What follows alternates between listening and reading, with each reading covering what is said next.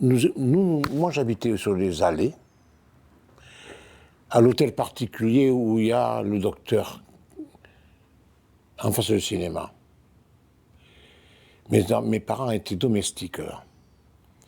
Si tu veux, je le dis souvent, on en parle, le fait d'avoir été élevé dans ce, en voyant ça, ces gens-là, le haut de la société, le très haut de la société, cette maison était une richesse à tous les niveaux. Richesse littéraire,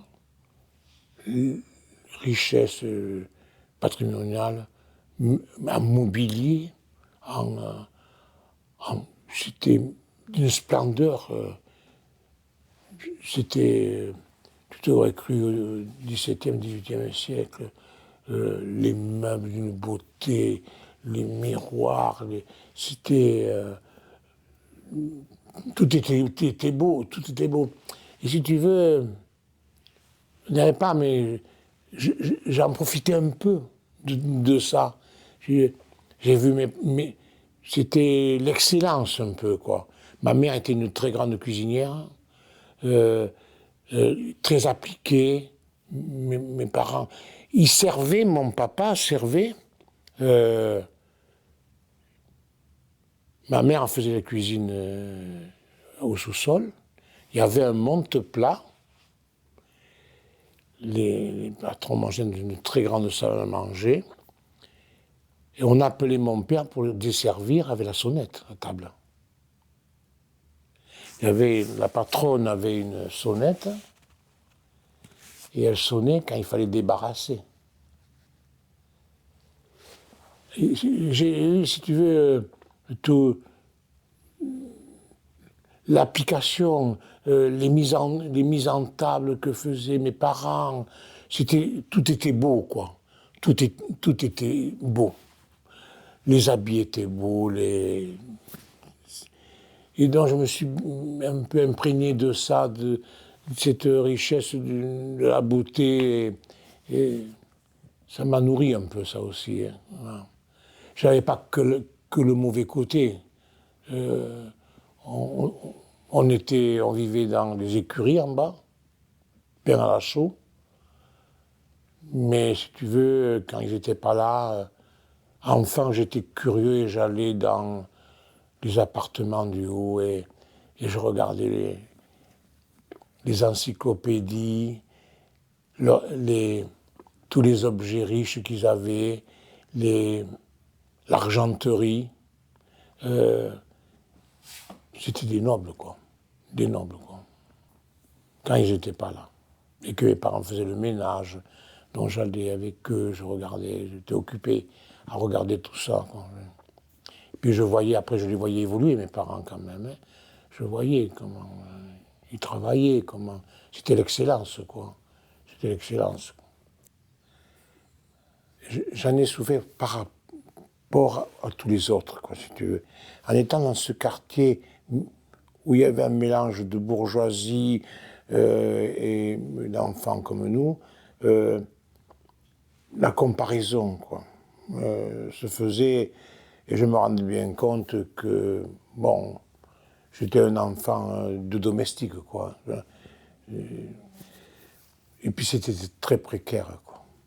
Il y avait les Armagnaquais, les grands négociants à l'Armagnac, qui avaient les Divigno et les Ritz, qui étaient voilà, les deux grands négociants, ici qui étaient habités sur les allées.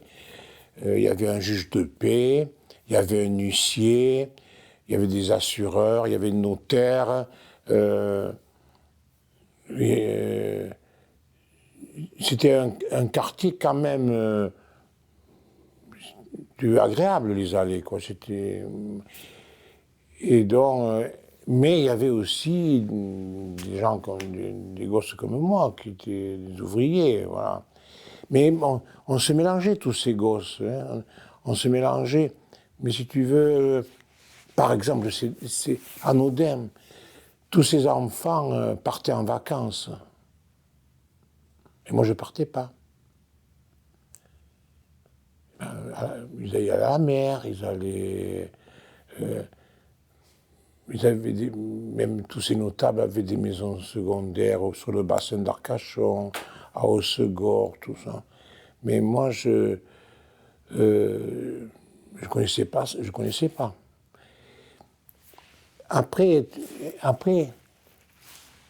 dans les années un peu plus tard, le commerce s'est développé et est arrivé une autre tranche de commerçants qui ont bénéficié de l'après-guerre et de l'ouverture à la consommation dans tout le domaine. Et exemple, M. Ribes, voilà, qui était commerçant et beaucoup de commerçants ont gagné un peu d'argent. C'est une nouvelle classe qui est arrivée, quoi. Voilà. Mais moi, j'ai connu très enfant la bourgeoisie de Condom. Le Condom était la ville dans ce secteur économique agricole. Il y avait la bourgeoisie qui gouvernait là, qui gérait Condom, quoi. Hein.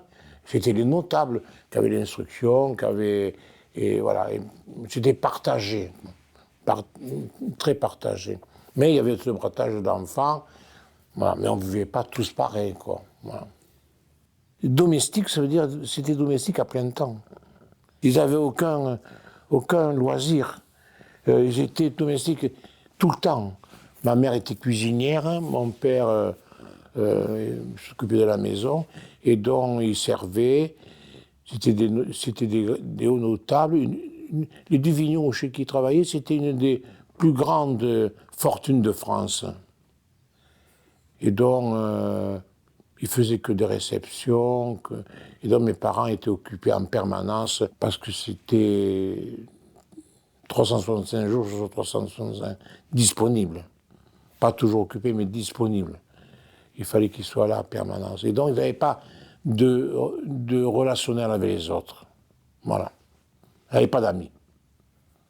J'ai vécu dans la rue, c'est pour ça que j'ai vécu sur les allées, dans cet endroit privilégié. C'était un bel espace, quoi. Mais on vivait dehors. Des jeux très simples, si tu veux. Je me rappelle, on jouait beaucoup aux jeux de balles, aux jeux au carré, tu vois, tous ces jeux comme ça. Beaucoup de bicyclettes. On se les échangeait, mais on avait la bicyclette. On faisait la bicyclette, ouais, sur les allées. Le patin à roulettes. Et puis alors, il y avait les mortiras, par exemple, qui étaient aisés. Les commerçants qui commençaient un peu à gagner. Alors, les enfants mortiras, Jean et Michel, ils avaient des soldats en plomb. Alors moi, j'étais émerveillé par ça. Ils avaient une collection, ils faisaient des collections des soldats de plomb. Alors, c'est fou. Ils avaient quelques jouets comme ça, que moi j'étais émerveillé, quoi. Et voilà, si tu veux, c'était des choses... voilà, quand il faisait mauvais temps, moi, j'amenais jamais personne chez moi. Je ne pouvais pas. Les conditions d'habitat ne me permettaient pas d'inviter des gens chez moi, mais j'allais chez Jean Mortera, Michel qui était de mon âge. Voilà, et il n'y avait pas de télévision, ce qui fait que le comportement des gens était... On vivait dans la rue, tout l'été, hein, donc tout le printemps, été, automne, où il faisait beau. Les gens, le soir, sortaient devant la porte, prenaient leurs chaises et se mettaient dehors, sur les allées, ou sur les bancs des allées. Tout le monde, les allées étaient pleines de monde. Les enfants étaient dehors, les parents et grands-parents étaient dehors, on discutait. Il y avait le terrain de pétanque qui était sur les allées, dont les gens jouaient à la pétanque et aux quilles. Et ça faisait tout l'été, tout l'été, le printemps, l'été, automne, tout le temps des gens peints sur les allées. On vivait sur les allées. On palabrait, discutait, voilà. Les gens n'étaient pas dehors. Les enfants dehors qui jouaient et les gens qui palabraient sur les tas de portes. C'était comme ça que ça se passait, la vie. Mais le marché, quand j'étais dans mon enfance, c'était le marché sur les allées. Les marchés étaient festifs, animés. C'était... Comment te dire? C'était... Tu avais les marchands, les crieurs, tu vois, les crieurs, comme dans les foires on voit ça, ces gens qui parlent et qui attrapent le consommateur, qui l'intéressait. Moi je me rappelle sur la place, devant chez nous, il y avait ça, il faisait 20 mètres de long, il mettait de la vaisselle, que des assiettes, que des plats, que de la vaisselle. Et puis alors, il faisait des lots. Alors, 12 assiettes de ça, il montait. Allez, encore. Et là, ça faisait une somme considérable de choses.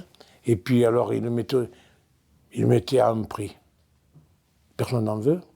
40 euros, 40 francs. Personne n'en veut, 30 francs. On ne vend plus. Et il cassait. Il prenait la donne. Personne n'en veut. Et il cassait. C'était impressionnant.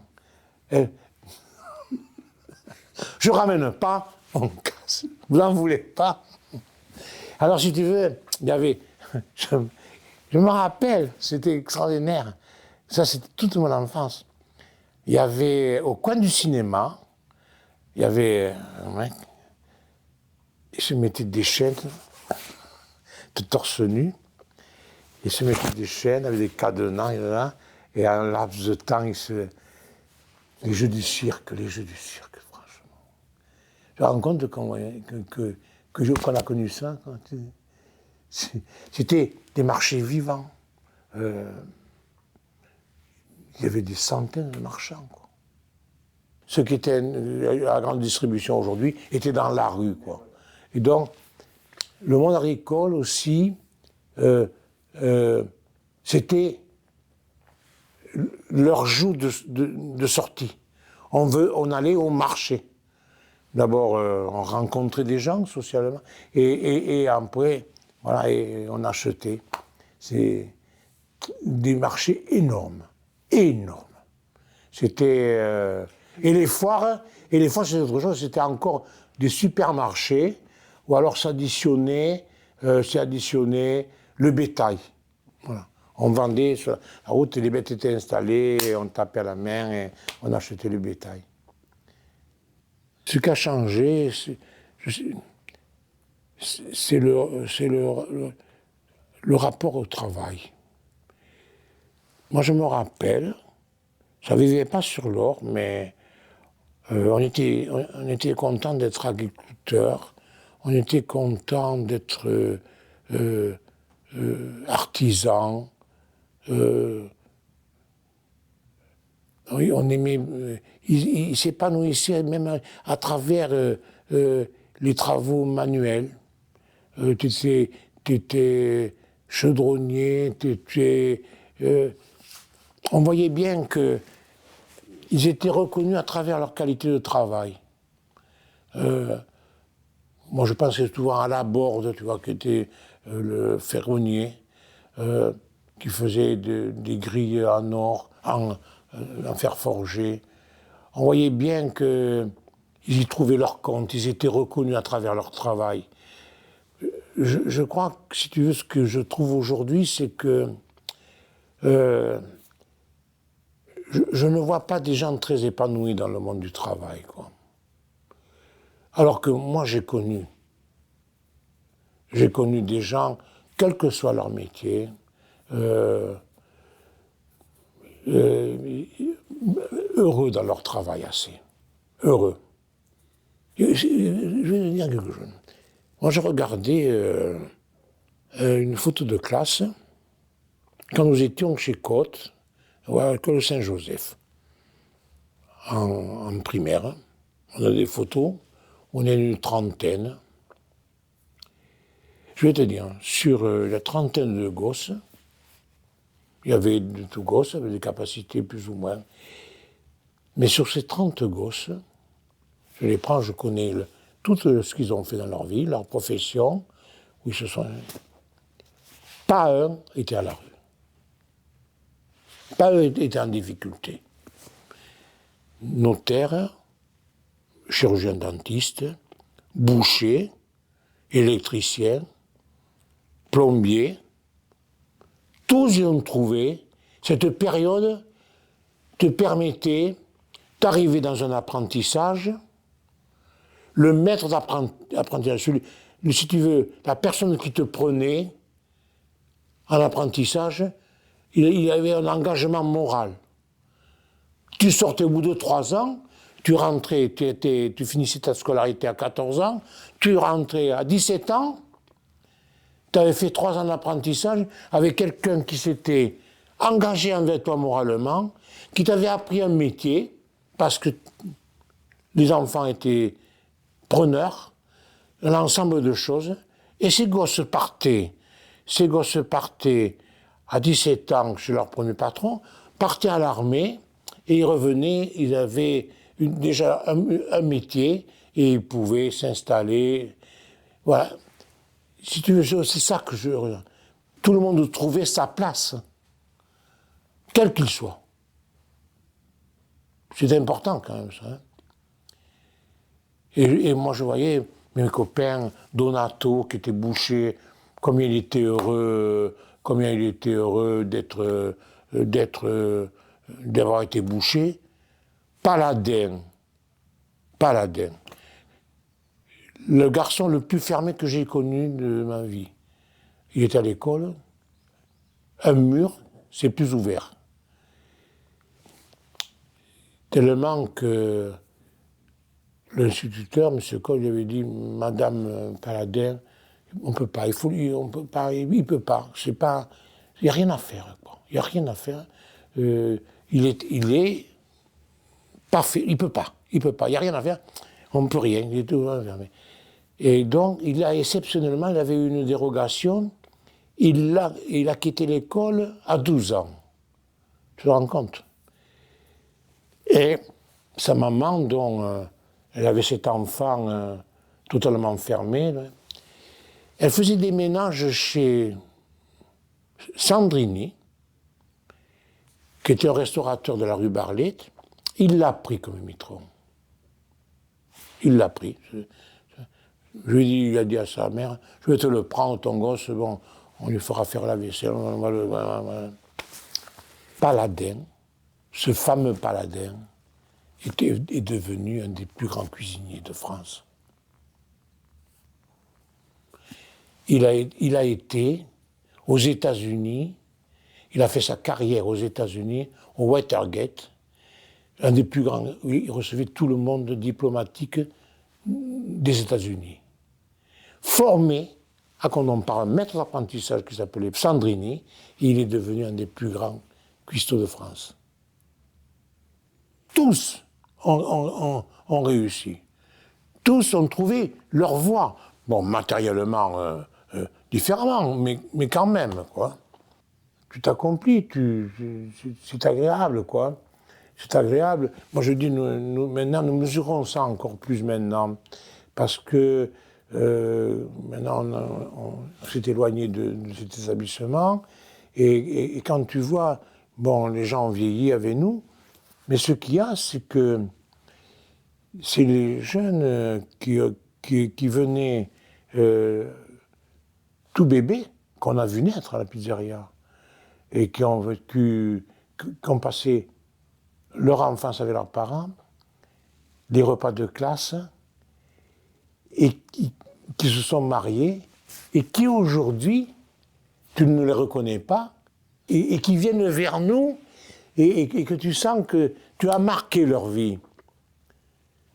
C'est jouissif, et je t'en ai connu. Hein.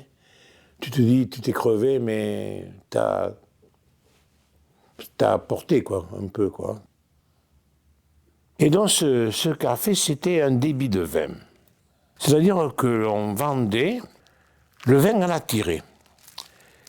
C'est-à-dire que tous les gens allaient acheter leur vin. Ils amenaient leurs bouteilles, et on remplissait à la barrique, on remplissait le vin pour la consommation journalière. C'était voilà, une cave. Voilà.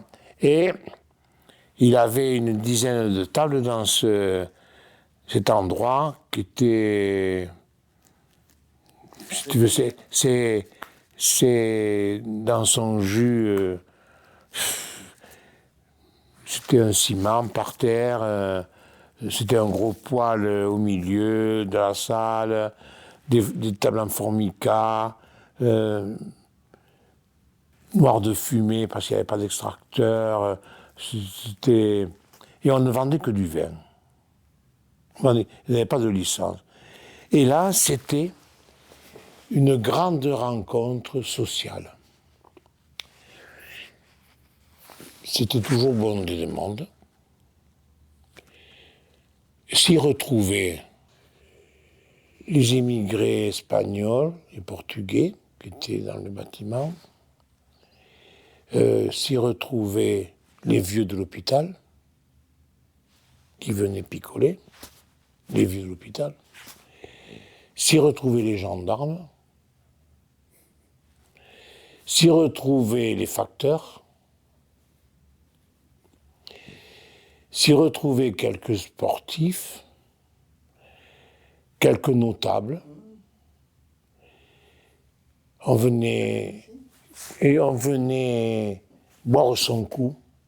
Le facteur a tourné, hop. Les flics, hop, à deux, ils venaient. Plus les gens qui venaient acheter leur vin. Alors c'était les jours de foire et de marché qui étaient sur les allées. Les commerçants emportaient leurs gamelles et la propriétaire, Mme Ducommet, leur faisait réchauffer leurs plats et bien souvent ils mangeaient là avec leurs gamelles voilà, elle leur faisait chauffer. Et ça faisait un endroit de vie exceptionnel. Il y avait la proximité du collège et du lycée, ce qui fait que il y avait une équipe de rugby du lycée et qui s'appelait les Coquelicots. Ils avaient pris le...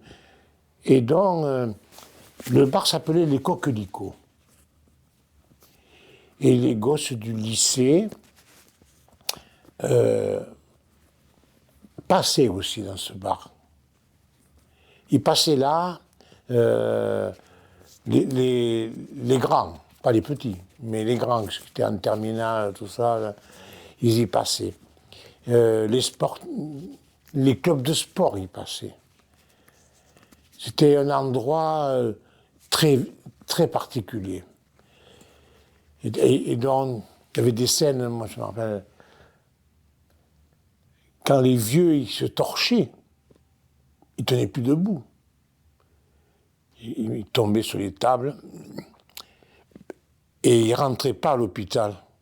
Alors les sœurs de l'hôpital, parce qu'à l'hôpital de Condom, à ce moment-là, les sœurs avaient un emploi à l'hôpital, elles travaillaient à l'hôpital des sœurs, les catholiques, les sœurs catholiques, à Cornette. Et elles venaient, elles rentraient dans le bar pour récupérer les petits vieux qui ne pouvaient plus rentrer à l'hôpital. Et donc, cette espèce de brassage de toutes les situations, de tout ce mélange de populations différentes, c'était particulier, quoi. Il s'était installé, M. Ducommet, après-guerre, je pense. Il avait ouvert ça, et il a tenu des années, mettons, 50, plus de 30 ans. Oui, oui. sans rien faire. C'était abrupt, voilà. Et il mettait les barriques dans son chai, derrière, dans la petite salle. Tu vois la salle principale de la pizzeria, la petite salle sur le côté, c'était le chai. Donc quand on l'a acheté, ça a été rebattu, c'était un chai. Et il y avait des grosses barriques où il avait... Et, bien sûr, pour la consommation au verre, donc il vendait celui-là, mais il vendait aussi de très bonnes bouteilles. Il y avait du vin, liquoreux, une cave super de bons vins. Il vendait au verre. Le Bir, le Ducomé, du Bonnet, le Lillet, tous ces vins qu'on ne trouve pas. Tu ne connais pas ces noms-là. Voilà. Le Saint-Zano, des vins, des vins qui correspondent au Martini un peu aujourd'hui. Voilà. C'est des vins. Et donc c'était, parce qu'il n'y avait pas de licence 4, il n'y avait qu'une licence jusqu'à 18 degrés. Alors Mme Ducomé, ça n'existait pas les machines. Alors Mme Ducomé faisait du café dans une casserole. Et avec la casserole, elle venait te servir le café. C'était impossible, c'était très particulier. Et un monde, c'était toujours plein. Ça parlait très fort. Ça jetait les mégots par terre. À cette époque-là, au pied du bar. Mais M. Ducomé avait beaucoup de charisme, et ce qui fait qu'il tenait, entre guillemets, il tenait son établissement, quoi. Il savait laisser faire, mais à la limite, il maîtrisait, quoi. Voilà. Il n'était pas... il y avait toujours une espèce de distance. Il ne se laissait pas déborder, quoi. Voilà, il tenait... Pour tenir un établissement comme ça pendant 30 ans, c'était quelque chose. Et donc ça faisait partie du quartier quand même, là, du Ducomé. Et puis voilà, c'était le dimanche soir par exemple, il y avait tous les sportifs qui allaient bien souvent aller finir après la rencontre, aller chez lui, le rugby, tout ça. Il y avait toute clientèle, c'était fou quoi. C'était un endroit, voilà, c'était un endroit. Et donc on allait chercher le vin là. Et quand nous avons cherché à Condom pour monter en 1983, quand nous avons cherché un endroit à Condom, on circulait à pied et Mimi pour pouvoir trouver un endroit. On essayait de comprendre, on avait été au bord des allées, tout ça. Et je suis passé dans la rue. Et M. Ducomé, le propriétaire des Coquelicots, venait de fermer le café, définitivement. Il avait arrêté son activité il y a peut-être 2 ans. Voilà. Et il était à sa fenêtre. Bien sûr, j'avais 38 ans. Et je me suis présenté. Je lui dis, Monsieur Ducomé, oui, il me dit, c'était un très brave homme. Et je lui dis, je suis Coco, l'enfant du quartier. On me connaissait même pas. Oh, il me dit... Et il était heureux. Et je lui ai dit, Monsieur Ducomé, qu'est-ce que c'est? Vous avez fini votre activité? Oui, il me dit, j'ai terminé. Puis voilà, c'est fini. J'ai fermé. Voilà, terminé. Et il avait tenu quand même. Hein. Et je lui ai dit, mais vous avez mis en vente? Et il me dit oui. C'est tout, ça nous a fait un déclic, si tu veux. Je lui ai dit, peut-être que c'est là qu'il faudrait que je sois. Et donc, M. Ducomé, je lui ai dit, on pourra voir. Putain, j'avais un peu oublié ce que c'était. Mais si tu veux, j'ai senti que c'était là qu'il fallait que... Et tu vas voir, nous n'avions pas assez d'argent avec Mimi pour pouvoir acheter, faire des travaux, monter un restaurant. acquérir, parce qu'ils vendaient, ils ne louaient pas, ils vendaient. Nous ne pouvions pas, n'avions pas assez d'argent du tout, malgré les prêts, tout ça. Et il nous a fait un paiement différé, non notarié. Nous avons passé l'acte avec une somme du bâtiment. Il nous manquait presque la moitié. Et cette moitié, on a acheté, ça a été déclaré vendu, et nous n'avions pas payé près de la moitié. Et nous avons payé en différé, un an après, la somme que nous lui devions. Et cet accord a été fait sur la main. Tu vois ce que c'est que le rôle, l'effet Cartier? On se connaissait, on se faisait confiance, on se connaissait moralement. Et on a acheté, nous avons pu monter cette affaire parce qu'il nous a fait un paiement différé d'1 an sur presque la moitié de la somme de l'acquisition de cette maison. En tapant dans la main. 1 an après, jour pour jour, c'était un des meilleurs moments de notre vie, c'est de payer ce que nous devions. Quand nous avons, tu vas voir à quel point, quand nous avons commencé à faire des travaux considérables, parce qu'on a vu le potentiel qu'avait dans cet ensemble, le caractère que ça avait, ce qu'on pouvait en faire, mais lui ne l'avait pas perçu, M. Ducomé. Il avait vécu dans ces murs d'une certaine façon, et donc il n'était pas curieux, il ne venait pas voir les travaux qui ont duré 1 an. Et quand nous l'avons invité pour l'inauguration qu'il a déclarée, il était heureux, pas jaloux, heureux de ce qu'il avait eu et ce que nous en avions fait. Et si tu veux, sa présence, on l'a eu à côté de nous dans la maison qui était à côté. Il était sur son perron, sur son appui de fenêtre, il regardait la pizzeria. Et il était heureux que nous réussissions. Franchement, quoi. Il était heureux que aucune nostalgie, aucun regret, aucune jalousie, ni rien. Heureux que son établissement transformé puisse continuer la vie, tu vois. Et en plus, je crois qu'il percevait que c'était un peu dans le même esprit. Si tu veux, ce mélange de population, de tous les bords, de toutes... Tu vois, c'était dans son image un peu. Et tu vois, c'est pour te dire que, pour en revenir à la notion de quartier, et je t'ai dit, les vieux s'occupaient des enfants, on les allait, le relationnel, on se côtoyait, on avait confiance aux uns aux autres, c'était pas conflictuel, quoi, c'était... voilà. Mais après, on a connu, après...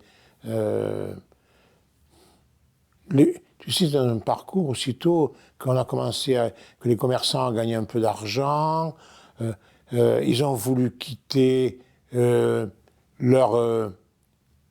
ils vivaient bien souvent au-dessus du commerce et ils ont voulu avoir un habitat mieux. Ils ont commencé à bâtir à l'extérieur. Et voilà, si tu veux, le cœur de ville s'est vidé de l'habitation. Et tout le monde est arrivé à la maison individuelle, qui a changé. Les enfants ont vécu dans des maisons individuelles, sans relationnel très proche, et la notion de quartier disparaissait, quoi. Les jeux ensemble disparaissaient, les patronages disparaissaient. Une autre époque commençait. Oui.